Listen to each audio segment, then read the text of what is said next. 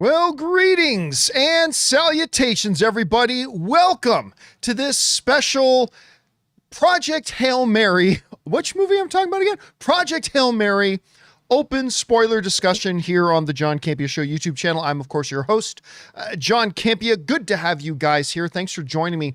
And listen, just let me say right up front, in case the title wasn't clear enough for you, this is an open spoiler discussion about Project Hail Mary. We're going to be talking about Project Hail Mary, the movie, in all spoilery, ooey gooey goodness. So if you have not seen Project Hail Mary, or you don't want to be spoiled for it, just add this to your watch later list and come on back and watch it after you've seen the movie. You guys have, of course, been warned. All right. With that said, let's get into it here. This is how the video is going to go. I'm going to start off by just talking about my own thoughts on Project Hail Mary in an open spoilery kind of way for a few minutes. And then we'll spend the balance of our hour or so here doing this live stream, taking your live comments, observations, theories, and questions. And as long as I deem it appropriate to be addressed on the show, we'll address it here. You guys can use the super chat statement. The super chat statement. You guys can use the super chat feature in the live chat and send in a question if you so choose. Okay. Let me just start with this. I have now seen Project Mary 3 times. It was the best. If this movie had come out in 2025, it would have been the best movie of the year. And there were several films I loved in 2025. Of course, my favorite film of 2025 was Sinners, which won the Academy Award for Best Picture, which I was totally stoked about. But had this movie come out in 2025, this is the movie that I would have voted to win Best Picture at the Academy Awards. It was absolutely beautiful and gorgeous and moving and stirring. I've seen it 3 times with 3 different audiences. And every audience is different. Every audience is different, okay? Just because my audience reacted a certain way doesn't mean your audience acted the same way. But all 3 times I saw Project Hail Mary with an audience, everybody was bawling and crying and laughing and cheering at the end. It's just an unbelievable triumph of a movie. Like an absolute unbelievable triumph of a movie. And I cannot... somebody remind me in live chat. I'm sorry, Michael B. Jordan won Best Actor at the Academy Awards. One battle after another won Best Picture. Of course. Sorry, I was thinking Michael B. Jordan. Anyway. But this movie was an absolute... It's the type of movie, and I think I said this on my out of theater reaction when I came out of the theater seeing it for the first time about a week ago. I said, this is the kind of movie that reminds me about why I love movies. It's the kind of movie that reminds me about why I love the movies. You know, I always say that movies are experiential events. They are made to make you feel something, to give you an experience. And the joy and wonder and hopefulness and optimism and all that positive good stuff that makes my heart smile, that's what this movie gave me. That's what this movie gave me. And how they translate, you know, I read the book after CinemaCon last year because I saw the presentation for Project Hail Mary. I thought, well, I better read this book. Read it 3 times. And the book is fantastic. But I remember thinking, how on earth do you do this in 2.5 hours? How do you do this in 2.5 hours? I just don't know how you do this movie in 2.5 hours. And yet they did. And they had to change some things. They had to adapt some things. They had to adjust some things to take this story and put it into 2.5 hours. But my God, the job they did was absolutely unbelievable. So with that being, now I don't think it's going to win Best Picture for this year because I think, I'm just guessing, I haven't seen them yet. I'm thinking The Odyssey, Dune 3, there are probably a couple of others that are going to give Project Hail Mary more than a run for its money for Best Picture. But again, if this movie came out last year, this would have gotten my vote instead of Sinners. Because, of course, Sinners was my favorite film of 2025. This would have been my favorite movie of the year in 2025. And we are off to a great start. By the way, We've all been saying that 2026, we've been saying this for about a year now. 2026 looks like the year that could start seeing the box office get back on track. Project Hail Mary was originally forecast to make $40 to $45 million at the box office on its opening weekend. That was the long range forecast. And that is what it is. You know, I've had my doubts that Project Hail Mary, I knew it would be great, but I had my doubts that Project Hail Mary was going to make a lot of money because it's not a 4-quadrant movie. It's not for everybody. Not everyone has read the book, all that kind of stuff. But then they did the early fan previews and the reviews came out and the word of mouth came out from fans that were through the roof. And now the numbers just came in. Project Hail Mary made over $80 million in its opening weekend. By far the biggest opening weekend of the year, almost doubling what the projections originally were for this movie. And it's going to have great legs. And I couldn't be happier for it. So let me go through the movie a little bit here.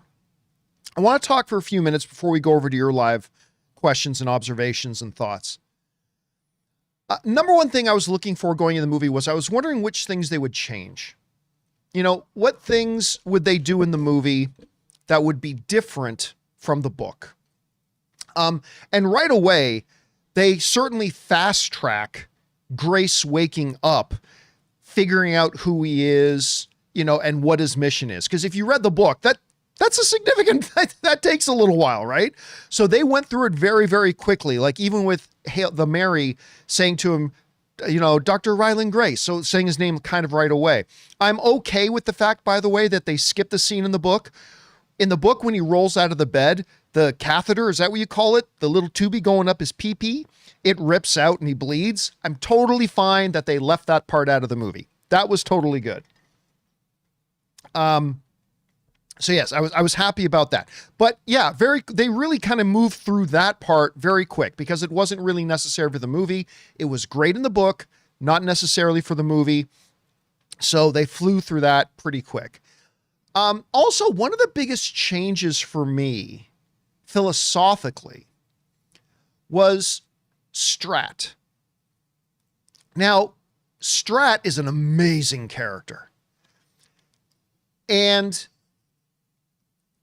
in the book, she comes across, like in the movie, she comes across as kind of cold, very matter of fact, very straightforward, no nonsense character, right? But in the book, and you guys in the live chat, let me know if you agree with this or not. And for those of you who've read the book, in the book, she comes across much more stern, much more cold, almost cruel in a way.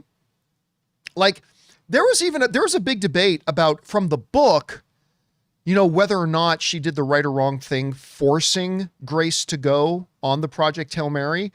And I found that in the movie, they made her, well, certainly straightforward and, you know, all that kind of stuff. They made her warmer, you know, and they made her a little bit more human in the sense like that whole scene where she's singing blah, blah, blah, blah, blah. It's a sign of the times. I don't know what the lyrics to that are. And that whole song part, I think was designed to make her more relatable and more human and all that kind of stuff, which I don't know if that was good or bad, but it's the choice they made for the character in the movie. So when you get to the end and she's letting Grace know you're going on Project Hail Mary, whether you like it or not, they almost make it come across like it hurts her to do it. And I love the way they say it in the movie when she's like, I'm not trying to convince you of anything. Pause. I'm trying to help you. I'm trying to make you understand what I'm about to do next. And that hit me so hard because you could tell she likes Grace. I'm not saying romantically. I'm glad they didn't do that, but you could tell she likes him, right? And like when she says, I'm not trying to convince you of anything. I'm trying to make you understand what I'm about to do next. Oh, that was so powerful and just hit so hard.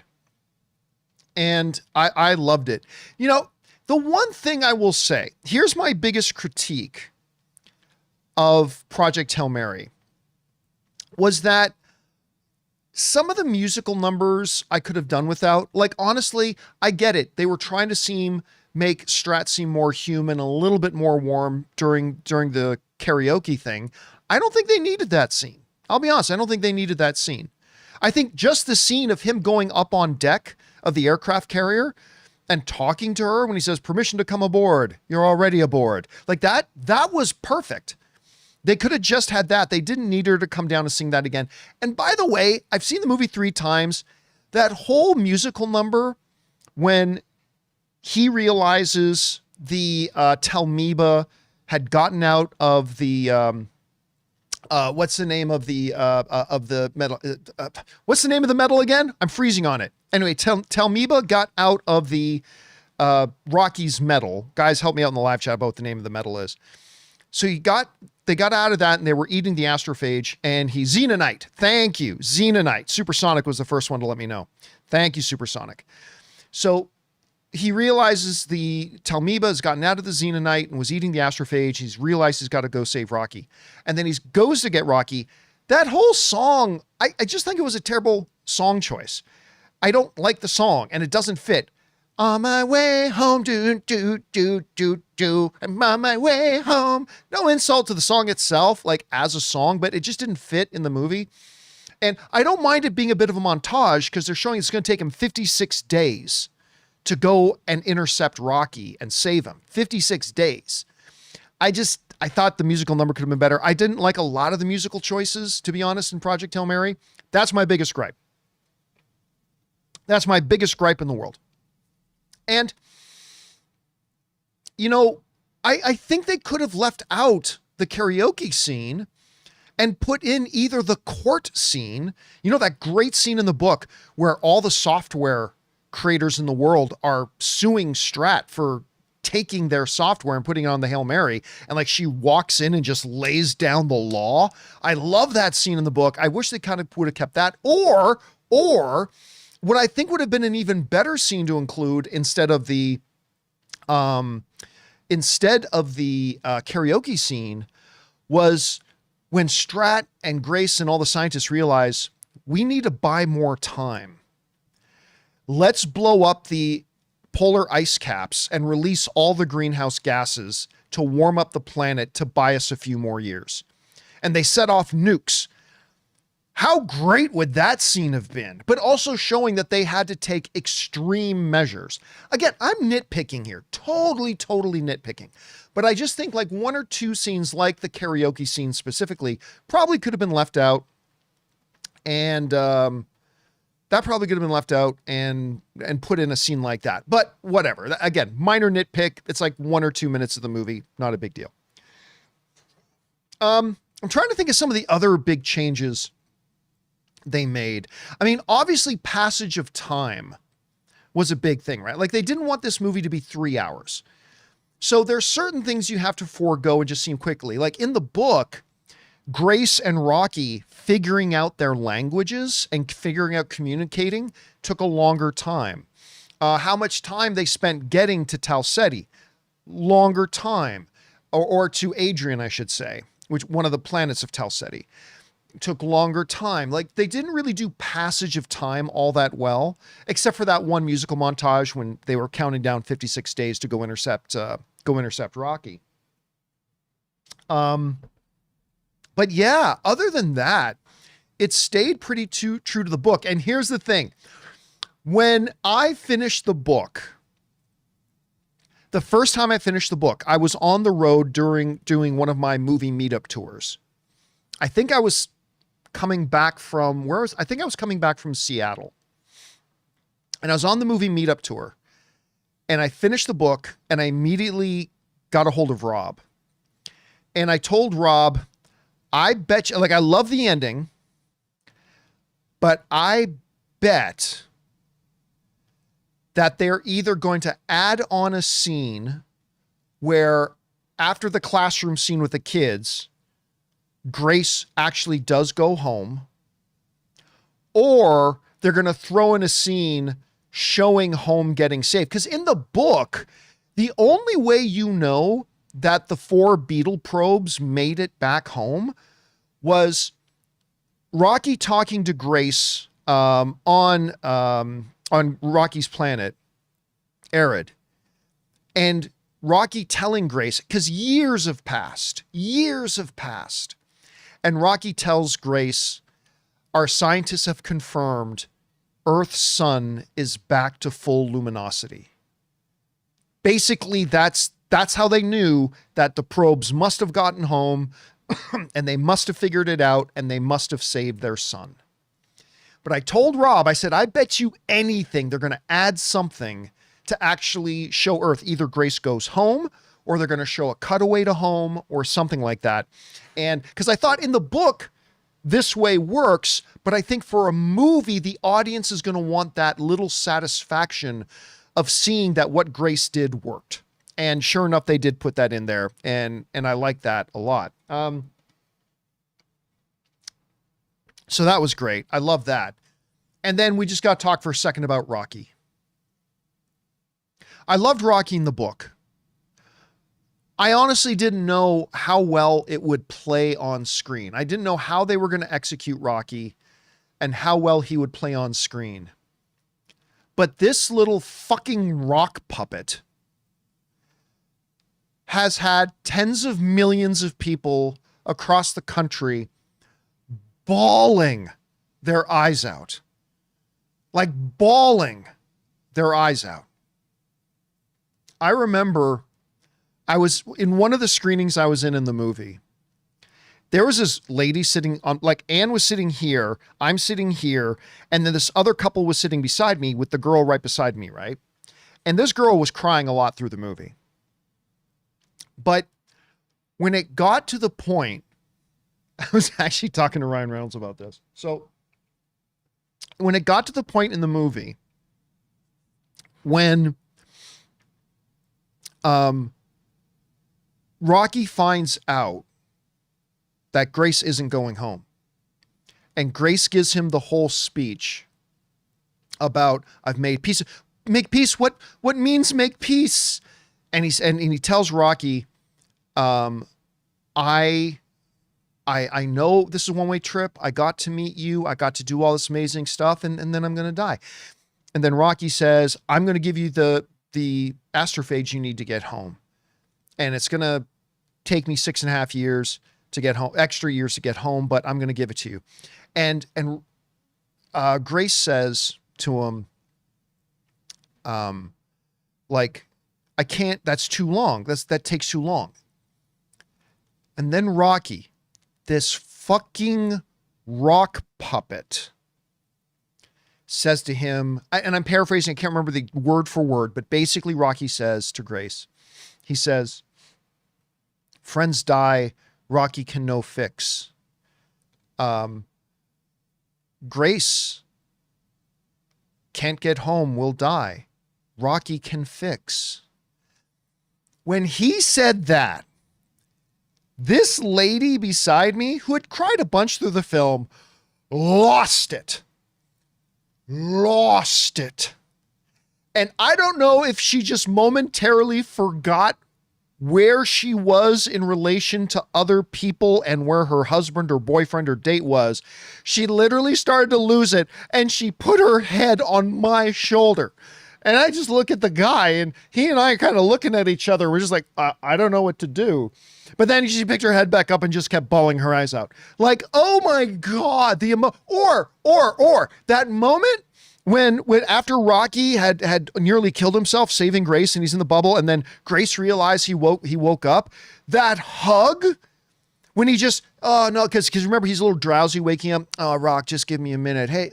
And then he realizes Rocky's up, and he dives in and gives him the hug. Everybody loses. I lost it. Like, I lost it. I just totally lost it. Some of the funniest things I've seen in a movie the last couple of years too. Like I said this on the show, but when he's like, And by the way, this line in the movie, Ryan Gosling confirmed this in an interview. That was totally ad-libbed when he goes, and now she's with Mark. He said that because Ryan Gosling had a friend on set named Mark. Who was on set. And so he just kind of ad-libbed that line. And he goes, and now she's with Mark. And then the guy doing the puppetry and doing the voice of Rocky literally just ad-libbed the line, Rocky hate Mark. And it was hilarious. So like, let's use that in the movie. Best line in the movie. The whole thing with like Rocky coming on Grace's ship for the first time. See, human technology. Yes. Dirty, dirty, dirty. Is this room for garbage? Where's Rocky's room? And just the whole bit. And it's just, again, going into this movie, I didn't know how they were going to make this in the book. It's one thing, but how do you bring this character to life and make him work? How do you make a character with no face become the emotional anchor and heart of the film? And they did it. They did it. And that takes very special directors to do that. And Lord and Miller did it. And they did it in spades. Especially, where I, again, almost lost it was near the very, very end. Rocky and Grace are sitting on the beach. And Rocky says to him, Arid scientists are ready to prep the Hail Mary to take you home. And Grace says, can I think about it? Which is probably what the sequel is going to be. But he says, can I think about it? And then Rocky gets all excited. I love this line. And Rocky says, yes, think about it long time. Oh, is there anything more pure? Was there anything more beautiful than that line? Yes, think about it long time. I loved it. Absolutely loved it. Now, I've heard some people say, and I totally get it. I totally get it. Or people saying, wait, we're getting a sequel? They have not announced a sequel, but I'm just telling you, there's going to be a sequel. I mean, no insider information. Come on, guys. They're going to make a sequel to this. Andy Weir's going to write a follow-up to this. And then they're going to make a movie out of that follow-up. So that's just me guessing, but I feel pretty safe about that. One of the things they didn't do in the movie that they did do in the book was go really deep into the science. Like really deep into the science. So like in the movie, we see Grace plotting out formulas and drawing out things on the board and figuring out like all this kind of stuff. And they talk about it. But like in the book, for those of you who never read the book, I mean, they go deep into the science. Like everything they want to do, every step of the way, much like The Martian, they go deep into the science. And I know there were some people who were kind of disappointed that they didn't go deep into the science like they did in the book. But at the same time, the movie was already over 2.5 hours. Like, there are some things you just have to accept they're going to have to skim over. And they're just going to have to go through quickly. And I think they did a decent job, again, with how Grace wakes up and discovers who he is. And, Rocky and Grace figuring out their language stuff and all the science stuff. I think they covered the necessary bases. And again, they didn't want the movie to be 3.5 hours. So, so there's that. I guess I'll leave it at that and just say, I cannot believe how much I love this movie. Ann and I have seen it 3 times. We're going back to watch it again tomorrow. Ann literally wanted us to go to a 10 a.m. screening today, but I had some work to do. I've been writing the script for my next editorial, which, by the way, is going to be about the Batgirl situation. We're coming up on the 4-year anniversary of when they canceled Batgirl. And anyway, my next editorial is going to be about totally unpopular, but why that was the right decision. And looking back now 4 years later. But at any rate, so Ann wanted to go again this morning at 10 a.m. And you know what? I'll show it. Let me see if I can show it to you. Like, even all day, Ann has been texting me. She might get mad for me showing this. Yeah. Let me see if I can show this to you without showing you too much. So did I skip it? Oh, I did skip it. Hold on a second.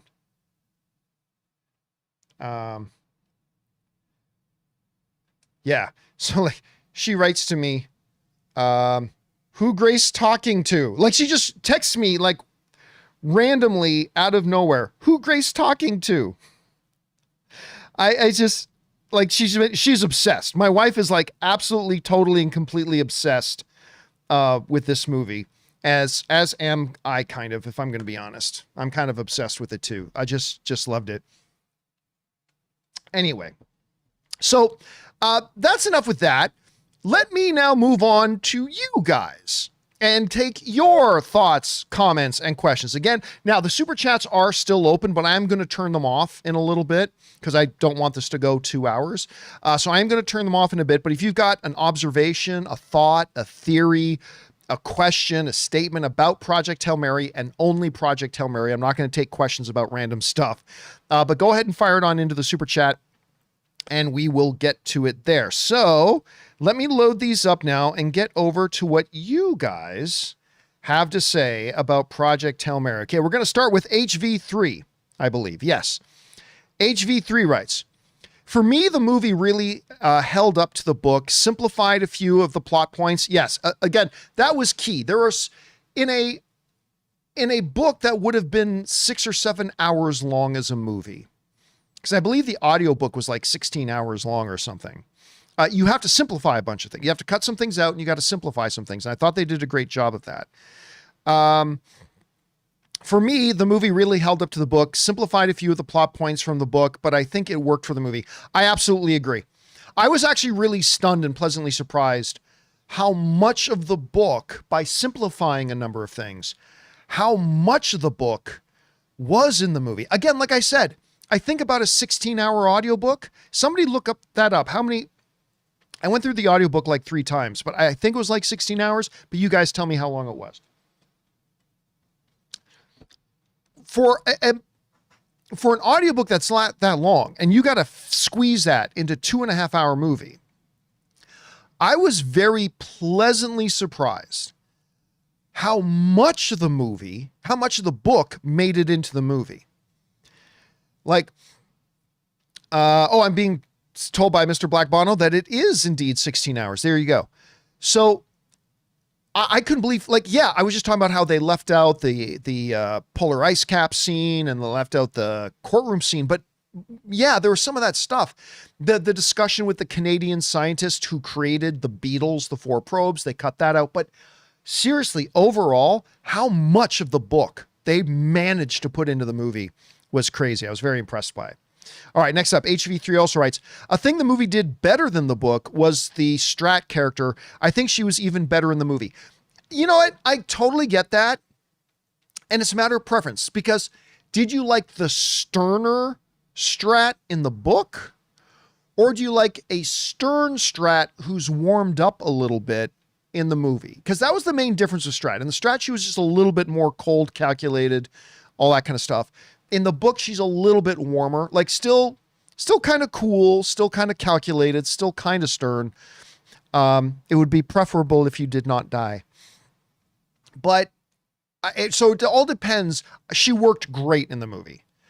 And I'm a little bit torn as to which version of Stern I like better, whether it's the book version or the movie version. Like I said, I'm a little bit torn on that. All right, next up. Al writes, which Lord and Miller film is better, Project Hail Mary, Lego Movie, or 21 Jump Street? Project Hail Mary. Easy. I love the Lego Movie. I love 21 Jump Street. Project Hail Mary is easily their best directed film. Easily. Now, some people might say, John, what about Into the Spider-Verse? Lord and Miller did not direct Into the Spider-Verse. They produced it. But yeah, I think Project Hail Mary it's their magnum opus. I think it's their best movie. It's their magnum opus. All right, next up. Wayne writes, love the movie. I think they cut some things that didn't need to be in there, like the court scene. Good adaptation, all in all. Yeah, like to me, I would have loved the court scene because I think that's one of my top 10 favorite scenes in the book is the court scene, because Stratt is an absolute badass in that scene, and I loved it. Was it necessary to tell the story? No, I admit it wasn't necessary to tell the story, but it's a really good scene. I would have liked that too, but again, yeah, I agree. It was an expendable thing. It was an expendable scene. It's a great scene, but it wasn't needed to tell the story necessarily, so they cut it out. And I get it. All right.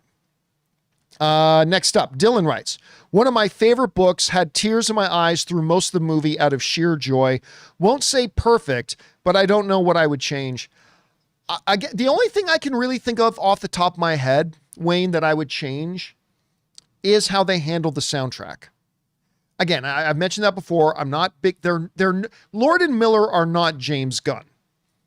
Like, love or not love James Gunn movies, most people acknowledge he's like the king of picking the perfect soundtracks for his movies. Lord and Miller are not James Gunn when it comes to that. So I could have done without that. And I don't think it's going to end up being the best film of this year. Like, I think Dune 3, The Odyssey, maybe one or two others have an inside track on that. But man, oh God, I love this movie so much. I love this movie so much. Just crazy. All right. Thanks for that. Let's see. Oh, that was Dylan. Sorry. Apollo writes, Project Hail Mary is Amaze Amaze. I know, right? Like, I think it's throwing some people off. People who have not seen the movie yet. I saw this advertisement for Project Hail Mary where it showed people coming out of the movie theater and they got big smiles on their faces, but they're doing this. And and anybody who hasn't seen the movie, they're probably like, what? People didn't like it? But you have to see the movie to understand what that meant, right? So I love the fact that you threw in the thumbs down things there. By the way, guys, just so you know, the super chats have filled up a lot. So I am now going to turn off the super chats because, again, I don't want to be here 2 hours. But I am going to turn off the super chats now. So there we go. Everybody's already sent in super chats. We're gonna get to them. But I just got to turn. We're not going to accept any more new ones. Okay, let's get back over to it here, shall we? And where did we leave off? We left off with, I think, Apollo. Yes, I love the fact that you use the thumb down thing. All right, Super Saiyan writes, hey, John, having not read the book, I love the film. Visually beautiful, great characters, and a wonderful story. Would love to know what Ray thought. I don't think Ray's seen it yet. Ray hasn't seen it yet. To the best of my knowledge, he has not seen it yet.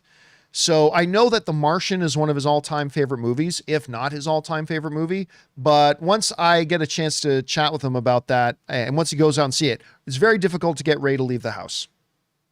It's just I've always mentioned that about him, right? That's always been one of Ray's things. He's hardly ever leaves the house. So I don't know I don't think he's seen it yet, but I will be sure to let you know once he does. All right. Lou writes, I like the karaoke scene, but I would have replaced it with the courtroom part or the nuclear bomb part. I was just saying that myself. 100% agree. Now, again, if it was important to Lord and Miller to soften up our perception of Stratt, if that was important to them, then the karaoke scene certainly does that, right? Like, I think we all agree with that. If the goal, and it was important to the directors, that they soften up our perception of Stratt to make her a little bit more human to us, then that scene certainly accomplished it. It certainly did. And give them full credit for that. I just don't know that it was needed. That's just me. I just don't know that it was needed. That's all. All right. Thanks, Lou. Next up, Wayne writes, love the karaoke scene with Stratt singing Harry Styles' Sign of the Times. Such a good song. I also think Daniel Pemberton's score was phenomenal. Yes, I'm not a big fan of the soundtrack. The score was very good, though. Like, the score was, especially like when they're looking at the Petrova line and they turn on the Petrova scope and like Grace just, I mean, the score throughout the movie is really quite good. Yeah, I'm not a big fan of the soundtrack, but the score was very, very good. All right. Jay writes, the end classroom scene had me smiling walking out. Yeah, man. You can tell that a lot of the people in the theater had not seen or had not read the book. And when the camera cuts, like when he says, okay, who can tell me the speed of light? And the camera cuts perspective to show the Iridian kids and the big smile on Grace's face. Like, you could tell, you could feel the joy in the audience. Like, at his core, Grace is a teacher. He's a teacher. He's a scientist, but he's a teacher. But yeah, man, that just brought a lot of joy to the movie theater. Alex Von Gollum writes, "Hey, Gio, Hewler's performance in the scene where Grace tells Stratt he can't do it showed she was rightly cast. 100%. Her face showed empathy with sternness." You know, I saw the presentation for Project Hail Mary at CinemaCon last year. And so I got to see the Stern character on screen, but I had not yet read the book. And after I got through the book for the first time, I was like, that girl is perfect for Stratt. Because I saw her first in the role, and I'm like, okay, yeah, whatever. But then I got through the book and I'm like, oh my God, she's perfect. She's absolutely perfect. She was so good in it. So good. All right. Next up, Alex Von Gollum writes, one of two. The way Gosling acted in the scene where he tried to escape being forced to be the third crew member, he showed anguish with despair. He showed quite some range. I don't think it's fair to say he was just a coward. Most of us would struggle to say yes when suddenly asked to make such a sacrifice. Okay, I'm glad you brought that up. One of the minor differences, for those of you who never read the book, between the book and the movie, is that when Stratt is having her come to Jesus moment discussion with Grace about telling him he needs to go on the Hail Mary. In the movie, he says, I got to get back to my kids. And in the movie, she says, stop pretending this is about the kids. It's insulting. In the book, she's a little harsher. In the book, she straight up calls him a coward. And I think calling him a coward in that situation, I think was unfair. I think that was unfair, but it is what Stratt would say, right? Stratt is stern. Stratt is cold. Stratt only sees things in black and white. It's like, oh, we've got a way to save the world. This is what gives us our best chance. You got to go. And if you don't go, you're a coward. I think you're right. I think like most people wouldn't have wanted to have gotten on that ship. And here's the thing, him not wanting to go,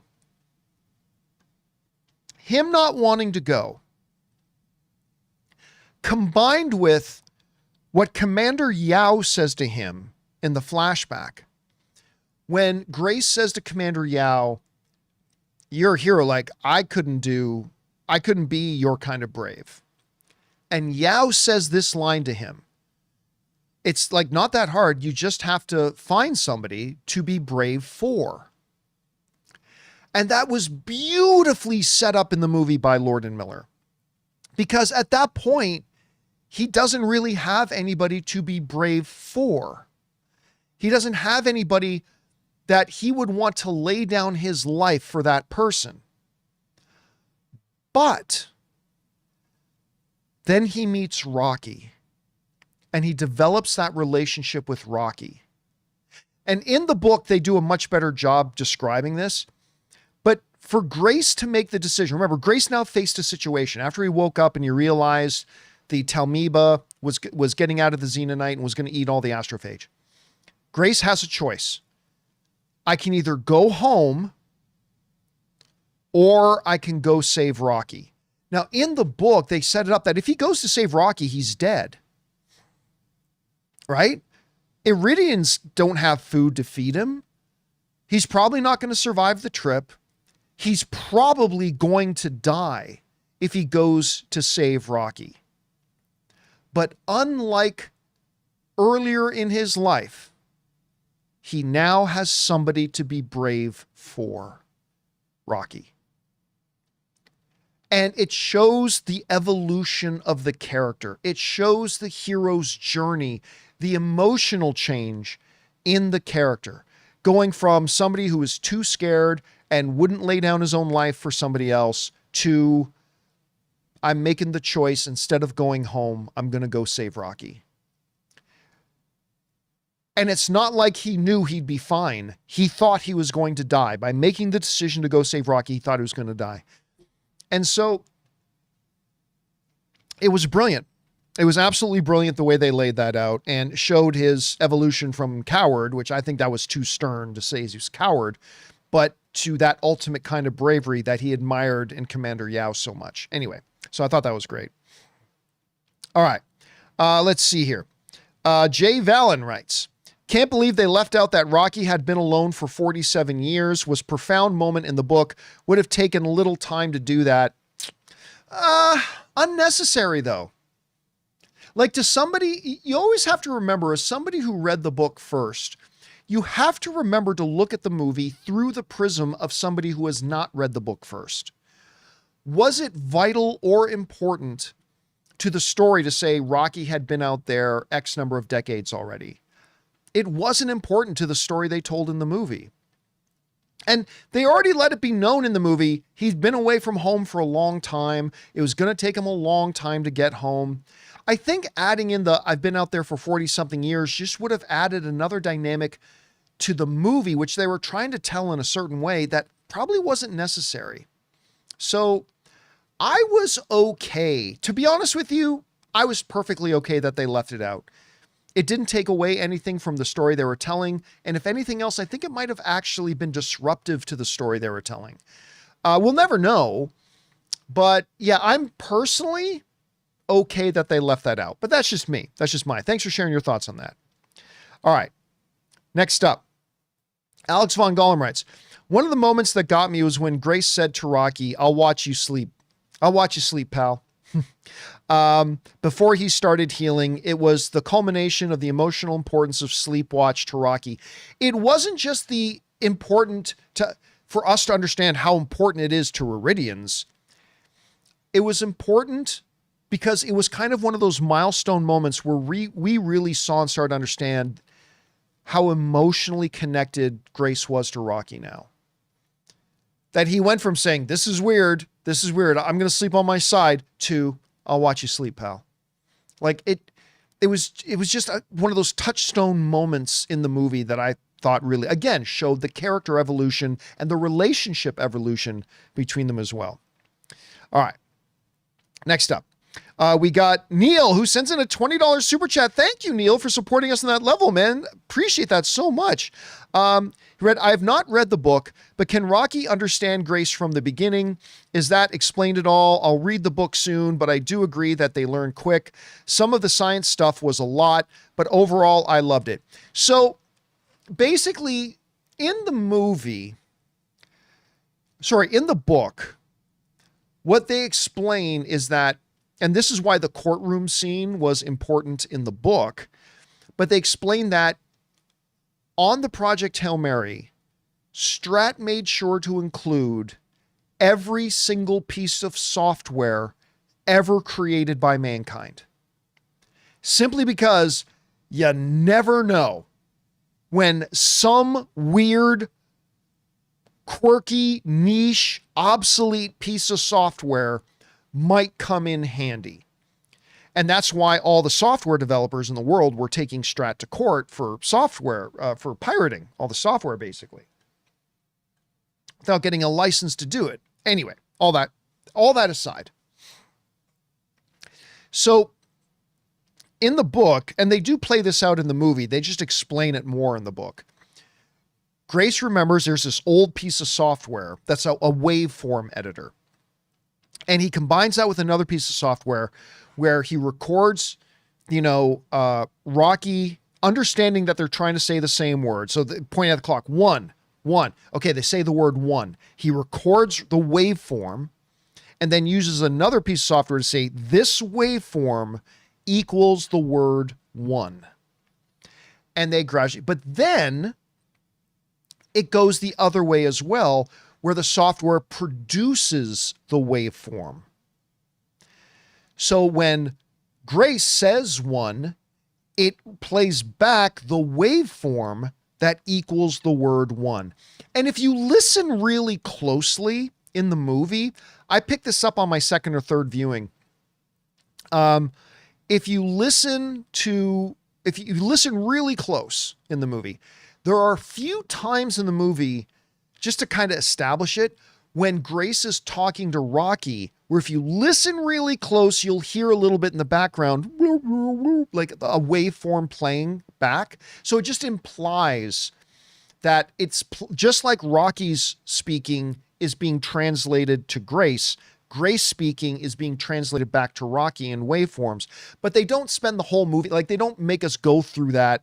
Like it's like we as the audience, we get it. They're translating back and forth through the software. We don't have to hear Grace's words repeated in sound waveform. But again, if there are a couple moments. Now, I think in the movie, like I said, a few things they could have done a little bit better in the movie is the idea of the passage of time. But in the movie, you know, when Grace is doing the video diary, like he's like, all right, so we've been working through this. So far, we're up to 220 words, blah, blah, blah. So they sort of imply, because in the book, it takes days and days and days and days and days of them figuring out commonly understood words, matching them up, all that kind of stuff, and slowly but surely building their vocabulary. So in the movie, it's implied by him doing the video diaries. In the book, it's explained much more fully. So yeah, there's that. Anyway, I hope I explained that well. I'm probably not explaining it well, but I hope I did. All right. Thanks for saying that in, Neil. A great question, and thank you for supporting us on that level with that $20 super chat, man. Keaton writes, Meryl Streep really can do anything. Every time I've seen the movie, when they do it in Meryl Streep's voice, why is a school teacher on a spaceship? And then he just sits back and goes, she really can do anything. Like every time, I've seen it 3 times, the audience howls every time. I don't even personally think the joke is all that funny. Just saying. I don't think the joke is all that funny. But oh my God, all 3 times I've seen it with an audience, they lose their mind. The audience laughs hilariously at it. So there you go. All right. Next up, we got Rylan, who writes, was excited to see this, went in without reading the book. My big fear was that they were going to kill Rocky and about lost it both times they came close. Yeah, man. I tell you what, when people thought Rocky was going to die, they were losing it in the movie theaters. And you know what? I'm glad you mentioned you didn't read the book, because when I saw it for the first time, and this is why 99% of the time I have a rule for myself. If a movie is coming out based on the book, don't read the book. Not because I don't want to read the book, but because I want to experience the movie first. So I am judging and experiencing the movie on its own merits and not comparing it in my head to the book, which sullies your experience with the movie.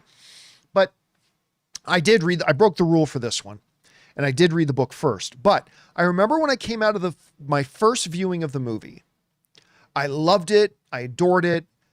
But I talked to Anne about it driving home, and I was like, I wonder if people who haven't read the book are really going to get it. I didn't think they wouldn't. I'm just saying, I wonder if they will, because I'm watching the movie with all this other background information that's in the books and fleshed out in the books. And maybe that's why I enjoyed the movie so much.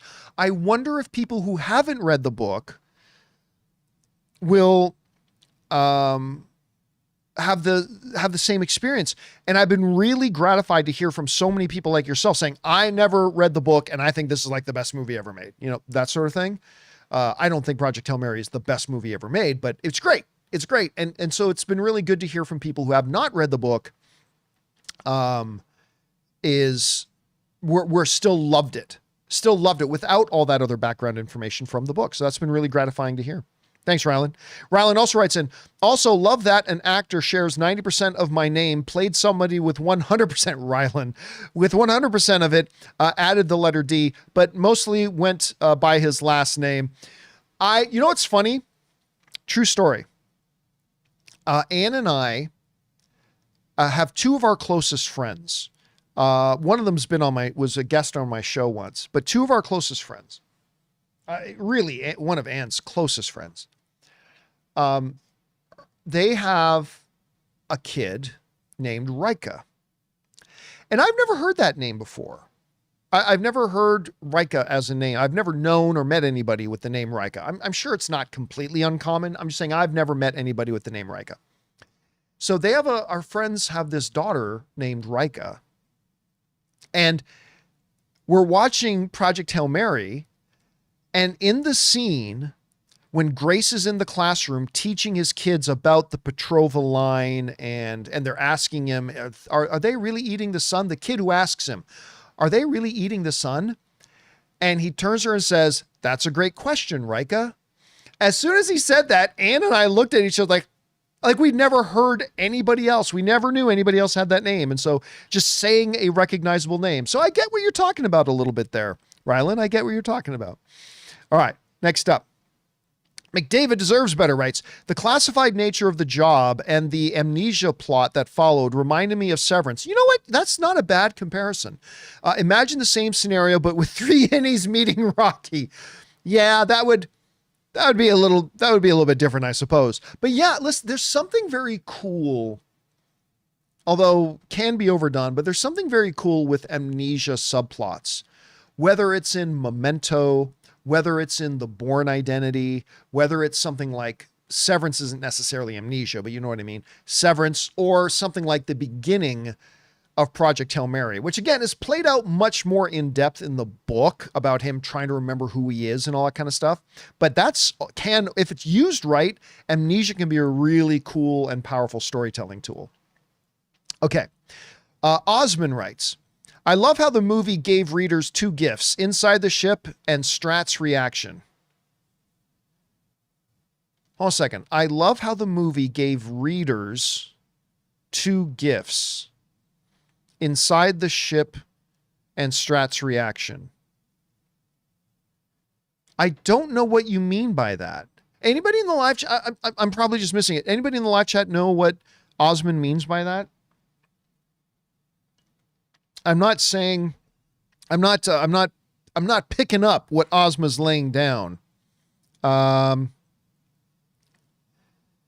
He's saying that we see the inside of Rocky's ship. 2 gifts, Inside the Ship and Stratt's reaction.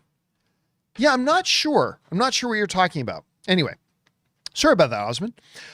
Next up, we got Black Bono Lala, who writes, I saw the movie Friday, 9 out of 10. Love it. For me, it's really hard to find really good sci-fi movie, and Project Hail Mary is beyond good, and they capture the book very well. I'm seeing it again for sure. 100%. Again, like I mentioned this a little bit earlier in the stream, but one of my most amazed things about it was how much of the book they were actually able to squeeze into this movie. It was unbelievable. Fantastic sci-fi. Fantastic emotional storytelling. Oh God, I loved it so much. Loved it so much. I'm glad you did do. And I'm like you, man. I've already seen it 3 times. I'm going to go see it a 4th time, probably tomorrow. And then we'll keep going from there. I'll probably see this thing like 7 or 8 times in theaters. I'll be honest. All right. Connor writes, Greg Fraser is surely the best cinematographer working today. I don't know, man. Listen, it was funny because we were talking about this. Rob and I were talking about this the other day. The cinematographers out there today, we are in a golden age of great cinematography. Like we really, really are. And there are several right now that any given day could win the Oscar for best cinematography. We are living in a golden age of it. We really, really are. All right. Next up, June writes, hey, John, longtime listener. Thank you so much. First time commenting. Well, thank you for that too. The movie was so wholesome. The scene where Rocky shows how he eats had me dying. He's got the Filipino flag in there. My wife is, of course, Filipino. You know what's funny? Ann and I just rewatched that scene on a social media clip. I love the way Rocky says it too. Grace disgust when eat. Just the way he says it. Grace disgust when eat. Yeah, how do you eat? It's beautiful. And he shoves rocks up his ass. But you're right, man. This is a wholesome movie. It really is. It's just about beauty. And much like The Martian, It's very difficult to do this, but much like The Martian, also written by Andy Weir, there's no villain. There's no bad guy. It's just about good people trying to accomplish something good. It's just good people trying to accomplish something good.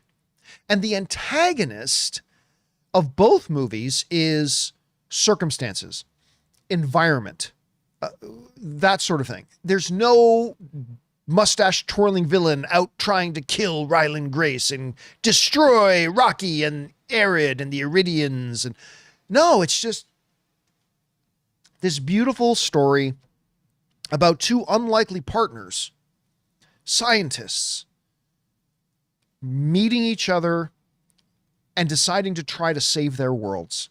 And it's just gorgeous and beautiful, and I absolutely loved it. All right, thanks for that, John. Next up, Wayne writes, love the book and movie. I'm in the camp of reading the book first, mainly because the book has more time and can tell more of a great story. What was better experience, the book or the movie? Whew. Here's the thing. I think, I agree with you, but that's exactly why I don't think you should read the book first. Because then your experience with the movie is constantly got the static of your expectations from the book. Well, the book didn't do this. The book didn't do that. And, oh, they're supposed to do this in the book. Why didn't they do that? Right? I just want to experience the movie purely on its own terms and on its own merits. And then, as I've done many times, then go and experience the book and see all the pieces that maybe were left out of the movie and how they did things differently. So I 100% agree with you that the book does do that as opposed to the movie, but that's exactly why I prefer seeing the movie first. I know I didn't do that for Project Hail Mary, but that's normally why I really do prefer doing the movie first. What was the better? It's hard to say what the better experience was because the audiobook being 16 hours long was consumed very slowly over the course of about 4 days of driving, over the course of about 4 days, and different pieces and in different ways. Whereas the movie was a singular sit down 2.5 hour movie experience, right? It's really hard to compare the two experiences because they are so radically different. So it's a great question. I just don't know that I have an honest answer for you. I really don't, but good question. All right. Next up, F&F Clips writes, what part of the movie did they show you guys at CinemaCon, and did it look any different from the full movie? I don't think so. So the stuff that was mostly in the presentation at CinemaCon had to do with the big council boardroom scenes where Stratt is explaining the problem. Grace in the classroom, they showed those scenes, and they showed the scene of him being in space and Rocky's ship first shows up. Because then, remember, I hadn't read the book. I had no idea there was an alien in the movie. I'm watching this presentation for Project Hail Mary, and I honestly just thought, as they're showing presentation, okay, cool. Here's the scenario. Our sun and all suns are dying. There's one sun in the universe that isn't dying, even though there's astrophage there. We need to send this ship called the Project Hail Mary to go up there, find out why their sun isn't dying, and then figure out how that can save our sun and bring it back, right? So I'm watching this presentation. In the first 5 minutes of the presentation, that's what it is. I'm like, cool, cool, cool, cool, cool. And then in the presentation, they show Rocky's ship showing up. And I'm like, holy crap, there's an alien in this? Like, what? And they didn't really show much of Rocky in the presentation other than the arm coming to the glass and going click, click, click. Oh, you see how my focus did that? Click, click, click. Oh, that's kind of cool. I like that. Click, click, click. That's funny. Anyway. Now, some people, when the trailer came out and showed that there was an alien in it, got upset saying, oh, they're giving away too much. Oh, they're practically showing us, like, they gave away the big twist that an alien shows up. And after I read the book, I tried to explain to people, guys, you know, you don't understand that the alien showing up isn't a twist. This movie is about Grace and Rocky. That's what the movie's about. You have to show who the main character is. But Ryan Gosling gave the best answer. I think he was on the Travis and Jason Kelce podcast. You know, Travis and Jason Kelce, the NFL brothers. Travis Kelce, who is getting married to Taylor Swift. Anyway, he was on their podcast. And they brought up the question, like, do you think they should have shown Rocky or let people know Rocky was in it? And Ryan Gosling gave the best answer. The best answer. He said, the movie is about Rocky and Ryland. It's about them. And he said this, it's like trying to explain E.T., the movie E.T., to somebody and saying, yeah, E.T. is about this kid whose parents got divorced. Like, you can't tell somebody about E.T. or market the movie E.T. and not reveal that there's an alien in it, right? Because it's about the alien and the kid Elliot. You can't not market that an alien is in E.T. So, without including E.T., if you're trying to explain E.T., then you're just explaining it as it's about this sad kid, the sad, lonely kid whose parents get divorced. That's E.T. So anyway, it was very important to show it. So they didn't show us the full body of Rocky at the presentation, but that's all the stuff that they showed us there. And yeah, it looked pretty, yeah, I think the effects looked mostly done for the stuff they showed us at any rate. All right, thanks for that, F&F. Wayne writes, the song where Ryland goes to save Rocky is a Beatles song. I know you mentioned you're not a big Beatles guy. I like the song personally. Yeah, I'm not a Beatles fan. I'm not a Beatles fan. I mean, that's the one big musical group that everybody loves. Don't get me wrong. There's a few Beatles songs I really like. There definitely are, 100%. And that's appropriate because the probes that Grace sends back to Earth, you saw in the movie, right? The probes are named Ringo, George, Paul, and John, right? So it's the name of the Beatles, and it sends them back. So there's a connection there that they don't explore as much in the movie as they do in the book. So that's appropriate, but not a big fan of that song. Again, there are some Beatles songs I'm very much like, but I just honestly, I don't get why Beatles are such a big deal. I just don't. Anyway, that's me. All right. Thanks for that, Wayne. Next up, Shuvo writes, I thought Mark was a wink to Mark from The Martian. Ooh, you know what? That's a good thought. And actually, you know what? That's a great theory. But again, Ryan Gosling did explain in an interview that it was from the fact that he had a buddy Mark who was on set with him, and he just kind of ad-libbed the line. And then the Rocky puppeteer ad-libbed the Rocky hate Mark line. That's how it got in. But you know what? If I didn't see that interview with Ryan Gosling and you told me that theory, I would have thought, yeah, you nailed it. That's exactly what it is. So yeah, very good theory. All right.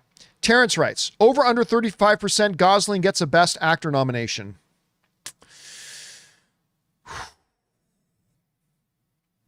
Being in top 5 is tough, man. But you know what? I like where you set the line. You didn't say over 50%. You said 35%. I'll go over 35%. I wouldn't say 51% or 52% or more than a coin toss, but you set the line really low. That's a good place to put the line. So I will say over 35%, which still means probably not, but a shot. Yeah, I like the line where you said it. I'll go over 35%. I'll go over 35%. All right. Silent Ghost writes, film of the year for me, experienced deep emotion. I got teary-eyed multiple times, especially when Rocky almost died. Red particle scene. Oh man, red particle scene. When Rocky goes, what Grace doing? And Grace says, I'm having a moment. What a great line. I honestly don't remember if that line was in the book. You know what?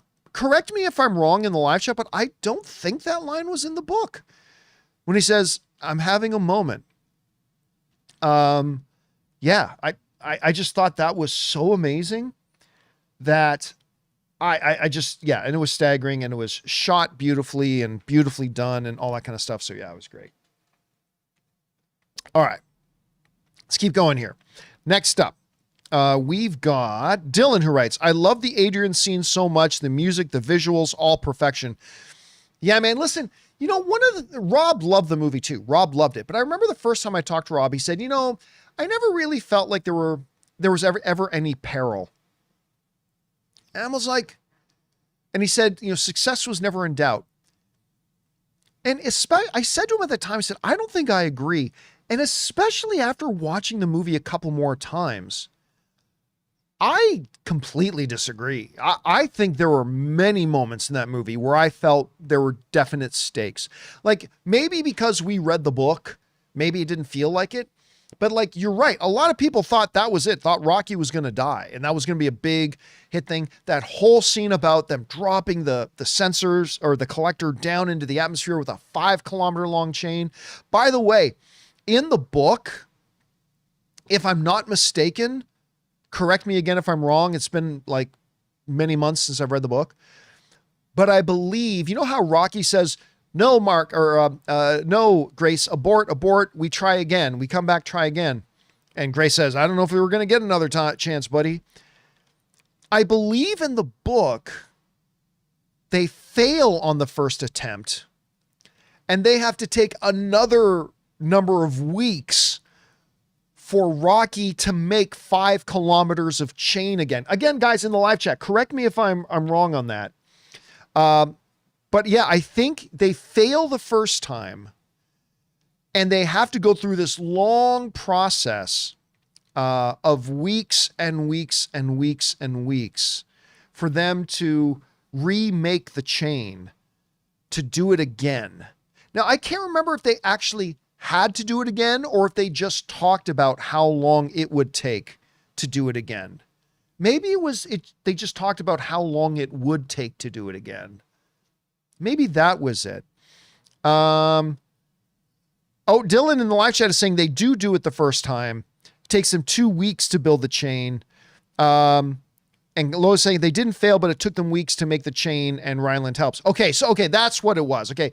But I know in the book they talked about how long it would take them to remake the chain again if they lost it. Okay, so I'm glad I asked you guys. This is why it's great to have the live audience here. All right, next up. Timothy writes, "My favorite moment was Rocky eating and saying, 'When I eat is beautiful.' It got such a big laugh out of me and my whole theater." 100%. But again, like, that is funny. But to me, the funnier thing was just the way Rocky said, "Grace disgust when eat." Like, just, he was so, you saw the orifice on your body that you used to speak. You also shove food down. I just thought that was absolutely hilarious, man. I love that. All right. Bunyan writes, "Could Amazon make a series set in Earth in the years following the Hail Mary leaving, or should what happens be left to the imagination?" I wouldn't want a series. But, you know, Andy Weir has implied that he very well may write a sequel to Project Hail Mary. And if they did, I totally believe it would be about Grace deciding it's time to go home, see home, go back and see it, and then pick it up from there. I don't think they should make a throwaway series out of it. Project Hail Mary is a theatrical experience. And I think if they do indeed end up doing a sequel, which is not a guarantee, I think they will, but definitely not a guarantee. I could totally see him going home and doing it there. Thomas Bombadil writes in, "Andy Weir talked about a sequel focusing on Stratt." See, that would also be interesting. Like, in the years that happen after the Project Hail Mary takes off and when the probes arrive back on Earth, how did Stratt navigate all of that? That would be interesting too. That would be totally interesting too. Okay.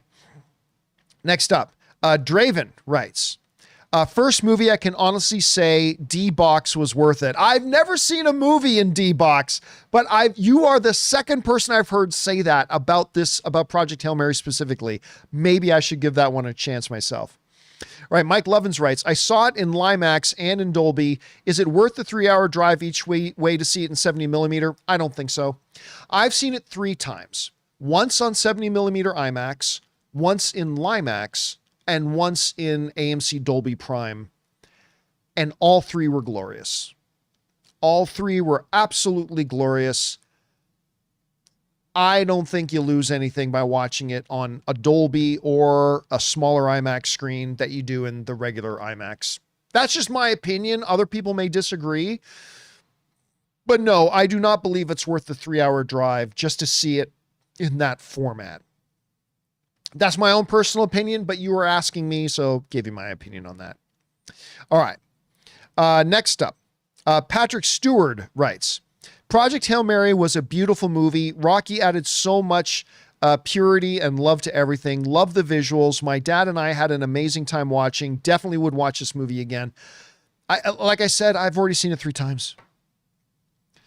Now, I'm somebody that I like going back and watching movies that I really enjoy multiple times, but it's not often that by opening day, I've already seen it 3 times.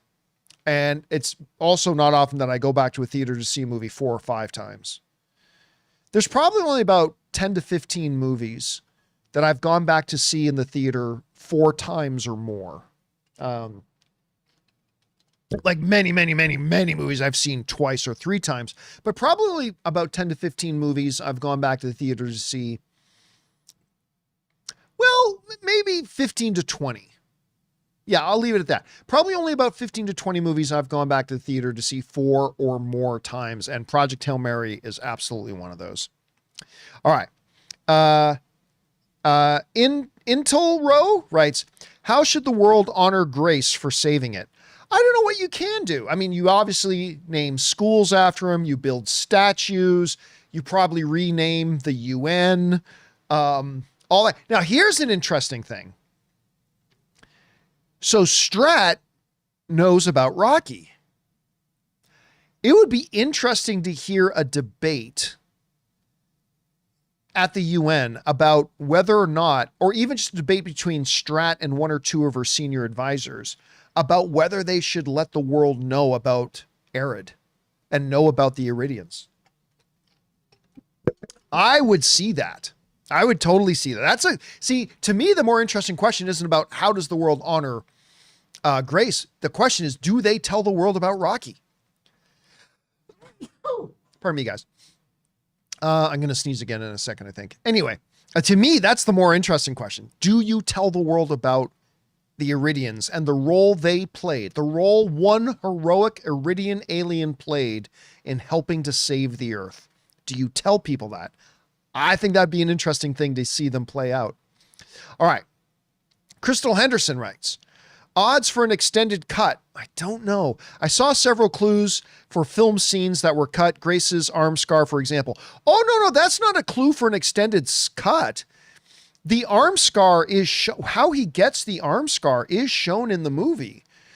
It's when Grace passes out and Rocky breaks out of his glass and then grabs his arm. Because remember, Rocky's temperature is ridiculously hot. Rocky's body temperature is insanely hot. And in the movie, as he's dragging Grace back to the medical bay, it shows Rocky grabbing Grace's arm, and you even just very subtly, but you hear the sizzle as he's grabbing his flesh. So that is in the movie. But could there be an extended cut?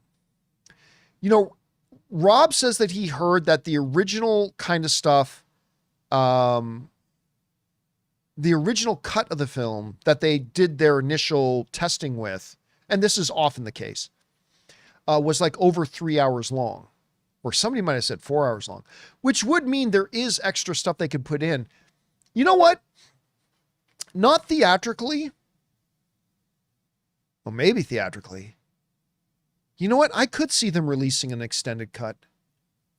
I'm not saying they will, but I could totally see it. Yeah, I could see it. I could see it happening. And you know what? I would go to watch it. I totally would. Even though I'm not usually the biggest fan of extended cuts per se, I would go watch that.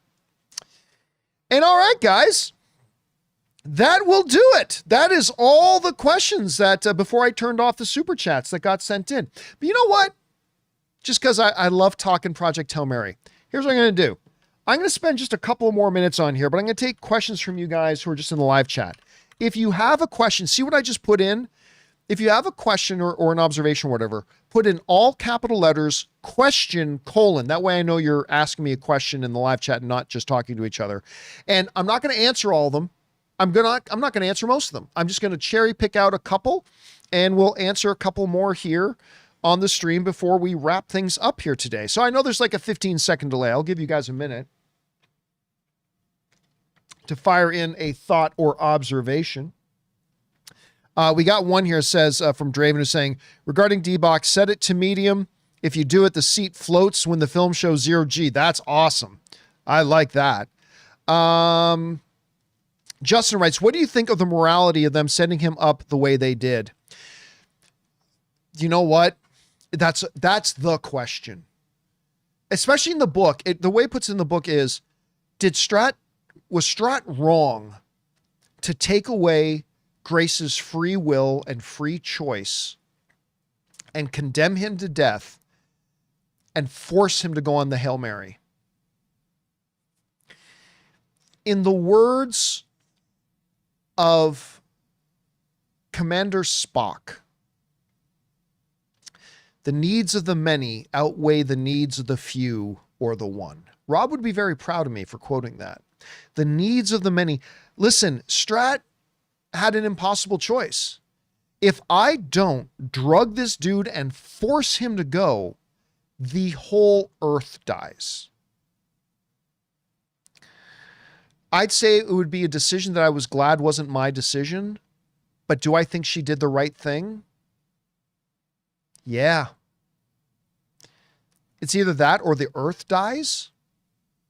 Sorry, Grace, but we got to do it. It feels awful to say it, but yes, she did what needed to be done. So I'll say, yeah, I agree with what she did. Feels weird, but I agree with what she did.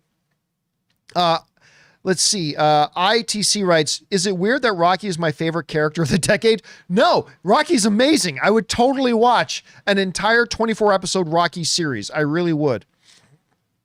Let's see. Mikey Dreamer writes, oh, I like this. Is the underrated MVP of the film Carl? The Carl hypothesis. He was such a great character for the short amount of time in the film. And you know what? He wasn't just a great character. He was important, right? Like, he was very key, like with Grace in the movie saying, what are you talking about, French? Nothing but carbon on Venus. So how do you know what they like to breathe? Again, and I love the line. He says, Carl, do we have an expense account? No, but I do. Like, Carl was I wouldn't call him the MVP of the film, but Carl was a great, great character in the film. Let's see. I'm trying to just look through here. I'm just going to take another minute here. Okay, Paul S. Withers writes, you mentioned before the film that you thought they would make a change to the ending. I don't think I've heard you say what it was. What did you think they would do? Oh, I mentioned that a little bit earlier. What I thought they would do, and this is what I said to Rob when I had my conversation with him after going through the book for the first time. I said, I think they're gonna change the ending by doing one of two things. Either after they show him teaching the young Iridian kids, that they add on an extra little thing where they show the Hail Mary with him on it arriving back home or him leaving to go home, or that they would include a cutaway to Earth showing that the probes got back. Like, instead of just saying, oh, arid scientists have seen that the Earth's sun has returned to luminosity. Instead of just saying that, actually showing Earth getting saved.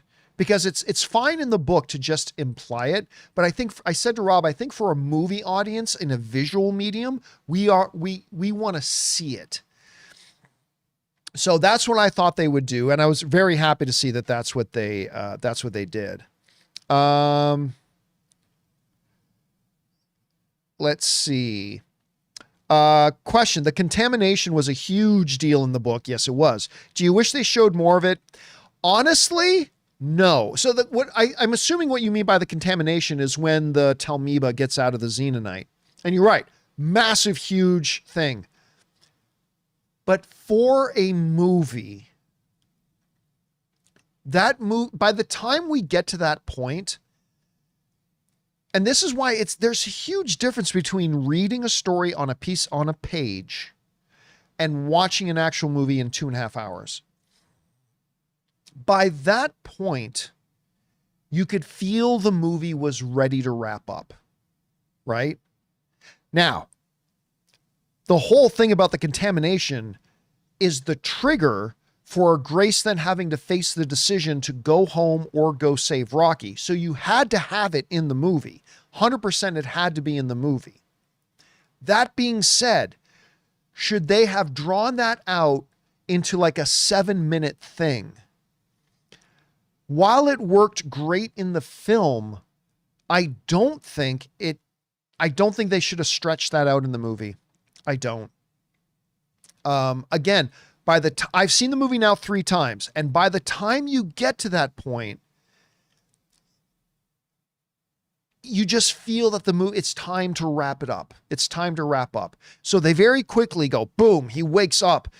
The Talmiba escaped. I've got a decision to make. And then, by the way, they show a bunch of the things that are in the book, like him opening up the airlock to flush all the air and all the Talmiba that's escaped out of the Hail Mary, all that kind of stuff. But they did it very, very, very, very quickly. And I think they needed to. Again, I don't think at that point in the movie, it felt like the movie was ready to wrap up. It felt like we were approaching the ending of the film. And I just think they included enough that was necessary to continue pushing the story along. So yeah, I think they did the right thing by not lingering on that too much, but that's just me. And all right, guys, that'll do it for this special stream presentation of our Project Hail Mary open spoiler discussion. Again, I don't know that this will be the best film of 2026, but it would have been the best film of 2025 to me. Like, to me, this is better than all of my favorite movies from 2025. This is a masterpiece of a film. It's the kind of film that reminds me about why I love movies. It's been a while since I've seen a movie that just made me feel this full. You know what I mean? Just made my heart feel full. I loved it desperately and deeply, and it's really fun to see a movie that I feel that way about. Anyway, guys, thank you so much for being here. Thank you for that, AA Barber. Appreciate that very much. Thank you guys so much for joining me here for this. I really appreciate it. I'm sure you guys are going to go see Project Hail Mary a little bit more. So am I. That'll do it for me for now. Thanks a lot for being here, guys. And until tomorrow, my friends, please come back for the John Campea Show. Bye-bye.